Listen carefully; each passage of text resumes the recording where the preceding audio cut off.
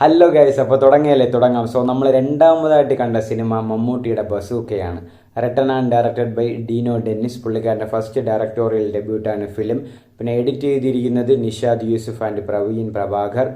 ഇതിൻ്റെ music compose ചെയ്തിരിക്കുന്നത് സയ്യിദ് അബ്ബാസ് ആണ്. പിന്നെ സിനിമയിൽ അഭിനയിച്ചിരിക്കുന്നത് ഗൗതം വാസുദേവ് മേനോൻ, ഐശ്വര്യ മേനോൻ, ദിവ്യ പിള്ളൈ, ഷൈൻ ടോം ചാക്കോ, അങ്ങനെ കുറച്ച് ക്യാരക്ടേഴ്സ് ഉണ്ട്, സിദ്ധാർത്ഥ ഭരതൻ. അപ്പോൾ ഈ സിനിമയിൽ മമ്മൂട്ടിയുടെ മെയിൻ റോൾ എന്ന് പറയുന്നത്, മമ്മൂട്ടി ഒരു ഗെയിമിംഗ് പ്രൊഫഷണലാണ്, ഒരു ഹാക്കറാണ്, ഒരു ബിസിനസ്മാനാണ്. അതാണ് മമ്മൂട്ടി ചെയ്തിരിക്കുന്നത് റോള്. അപ്പോൾ ഈ സിനിമയിൽ ഒരു തെഫ്റ്റ് നടക്കുന്നു. ഗെയിമിംഗ് കൺട്രോൾ വെച്ച്, അല്ലെങ്കിൽ ഗെയിമിംഗ് കൺട്രോള് ഞാൻ ചെയ്യാൻ പോകുന്നു, ഇതനുസരിച്ചായിരിക്കും ഞാൻ ഈ തെഫ്റ്റുകൾ ചെയ്യുന്നു എന്നുള്ള സൂചന ഓരോരോ ഓപ്ഷൻസ് വഴി, ഇമെയിൽ വഴി, ഫാക്സ് വഴി, കൊറിയർ വഴി, അങ്ങനെ ഓരോ സൂചനകൾ നൽകിക്കൊണ്ട് തെഫ്റ്റ് നടത്തുന്നു. ഒരു ഈഗോയിസ്റ്റിക് ഒരു ക്യാരക്ടറൊന്നും വേണമെങ്കിൽ പറയാം. അങ്ങനെ ഒരു ക്യാരക്ടറാണ് മമ്മൂട്ടി ചെയ്തിരിക്കുന്നത്. പെർഫോമൻസ് വൈസ് നോക്കുവാണെങ്കിൽ മമ്മൂട്ടി എന്നത്തെയും പോലെ തന്നെ നല്ല രീതിയിലുള്ള ഒരു പെർഫോമൻസ് തന്നെയാണ് കൊടുത്തിട്ടുള്ളത്.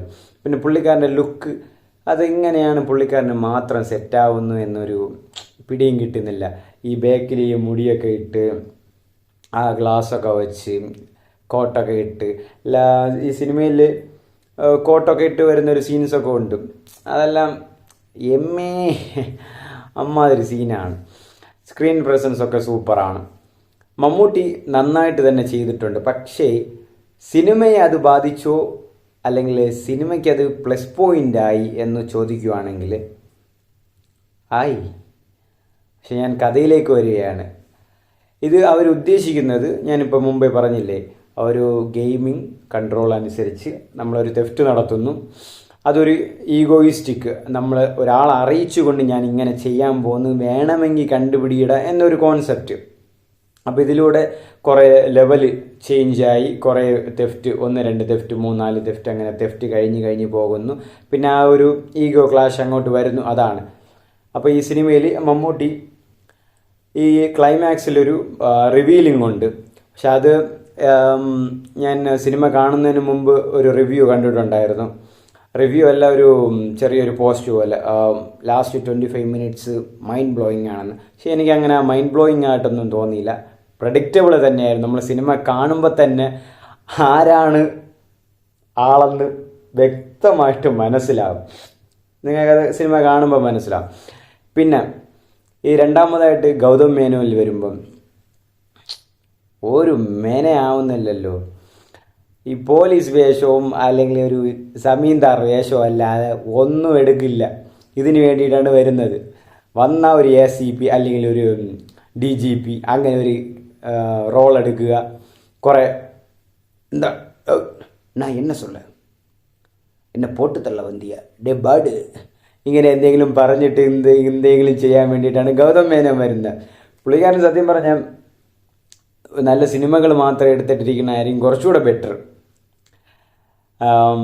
അതാണ് എനിക്ക് പറയാനുള്ളത്. പിന്നെ വരുമ്പം ഇതിൽ ഞാൻ പറഞ്ഞില്ലേ, ഒരു കുറച്ച് ഗെയിമിംഗ് ടീമൊക്കെ ഉണ്ട്.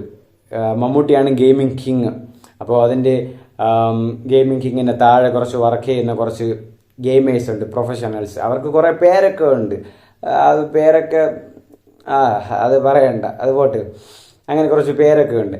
അപ്പം ഇതിലെനിക്ക് ഏറ്റവും പ്ലസ് പോയിൻ്റായിട്ട് തോന്നിയത് ഇതിൻ്റെ മ്യൂസിക് കമ്പോസറാണ്, സയ്യിദ് അബ്ബാസ്.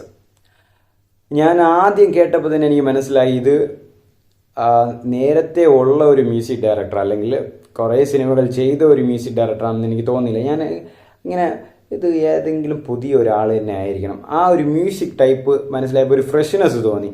ആ മ്യൂസിക് എല്ലാം കൊള്ളായിരുന്നു. പ്രത്യേകിച്ച് മമ്മൂട്ടിയുടെ ഇൻട്രോ, മമ്മൂട്ടിയെ കാണിക്കുന്ന സീൻസ് എല്ലാം നല്ല രീതിയിലുള്ള BGMs ഒക്കെ കൊടുത്തിട്ടുണ്ട്. ഇംഗ്ലീഷ് BGMs ഒക്കെ, ഈ ഇംഗ്ലീഷ് BGMs അല്ലെങ്കിൽ ഇംഗ്ലീഷ് സോങ്സൊക്കെ മമ്മൂട്ടി കൊടുക്കുമ്പം കുറച്ചുകൂടെ ചേരും.